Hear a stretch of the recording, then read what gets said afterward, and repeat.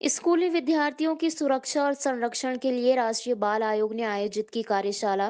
Rabindranath Tagore auditorium भवन में आयोजित कार्यशाला के दौरान राष्ट्रीय बाल संरक्षण आयोग के अध्यक्ष प्रियंका कानूनगो, कलेक्टर उमाशंकर भार्गव और एसपी दीपक शुक्ला भी रहे मौजूद।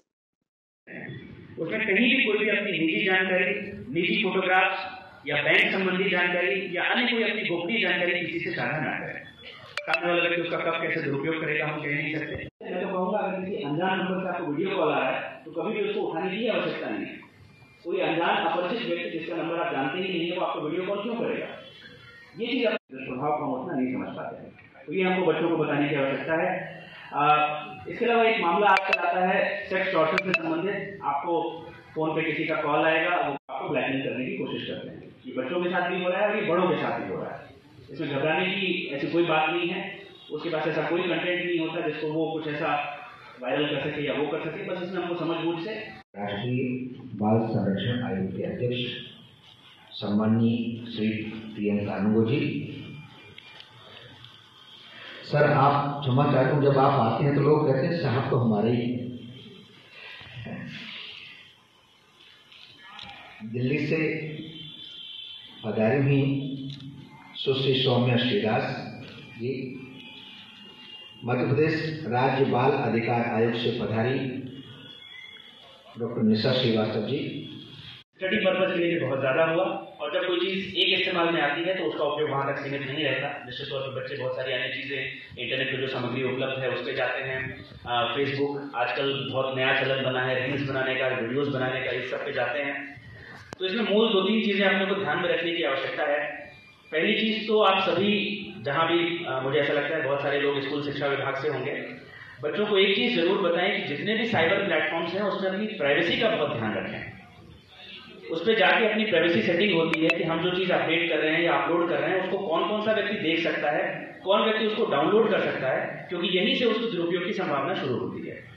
अगर कोई आपका परिचित व्यक्ति है, जान पहचान का व्यक्ति है, आपका फ्रेंड है, आप उसे जानते हैं, अगर वो देख रहा है तो कोई दिक्कत की बात नहीं।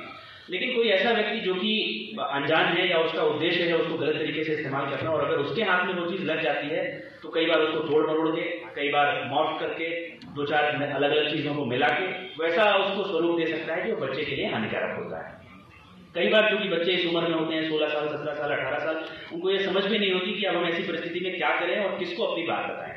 उनको लगता है आप बुरी तरह से फंस गए। कई बार वो मानसिक अवसाद में चले जाते हैं, कई बार वो अपनी बातें व्यक्त नहीं कर पाते हैं। तो इस एक मैं जो ये बिंदु बता रहा हूँ, कृपया करके सभी को बताएं कि अपनी प्राइवेसी सेटिंग का बहुत ध्यान रखें कि हम जो भी चीज कर रहे हैं उसको कौन देख सकता है और उसका उपयोग कौन कर सकता है। आयोग देश भर में स्कूली बच्चों की सुरक्षा और संरक्षण सुनिश्चित करने के लिए शिक्षकों के मध्य स्कूल सेफ्टी मैनुअल्स पे वर्कशॉप आयोजित करता है सेंसिटाइजेशन के लिए। उसी कड़ी में आज विदिशा में इस वर्कशॉप का आयोजन किया गया। एनपीपीसीआर के चेयरमैन श्री प्रियंका कानूनगो जी कार्यशाला में एनपीपीसीआर के राज्य बाल आयोग के सदस्य, सभी सम्मानीय साथियों ने, सभी अध्यक्षों, चेयरपर्सन को, हमें हमारे प्राचार्यों को, शिक्षकों को मार्गदर्शन दिया।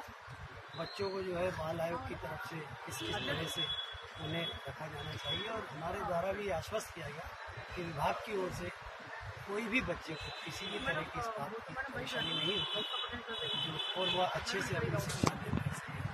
यही मार्गदर्शन। उसमें कहीं भी कोई भी अपनी निजी जानकारी, निजी फोटोग्राफ्स या बैंक संबंधी जानकारी या अन्य कोई अपनी गोपनीय जानकारी किसी से साझा ना करें।